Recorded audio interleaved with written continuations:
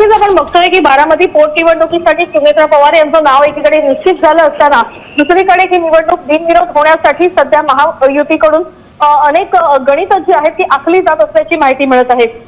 सुनेत्रा पवार यांच्या विरुद्ध एकीकडे काँग्रेस उमेदवार रिंगणामध्ये उतरवत असताना उद्धव ठाकरे यांनी मात्र आपल्याला पाठिंबा द्यावा ही बाब जी आहे ती सुनेत्रा पवार यांनी या फोनवरून चर्चा करताना उद्धव ठाकरे यांच्याकडे ही मागणी केली असल्याची माहिती मिळत आहे। सोबतच आपण बघतोय की उद्धव ठाकरे यांनी कुठल्याही पद्धतीचं उत्तर दिलेलं नाहीये, कारण एकीकडे सुनेत्रा पवार जरी अजित पवार यांच्या पत्नी असल्या या रिंगणामध्ये तरी देखील महायुतीच्या त्या उमेदवार आहेत, मात्र महाविकास आघाडीची नेमकी भूमिका काय आहे ती अजूनही अस्पष्ट आहे।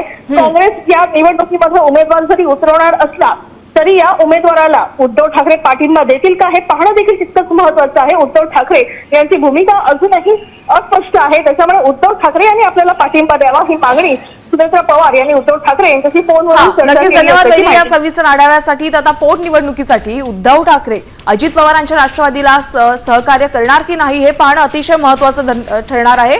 धन्यवाद या सविस्तर आढाव्यासाठी।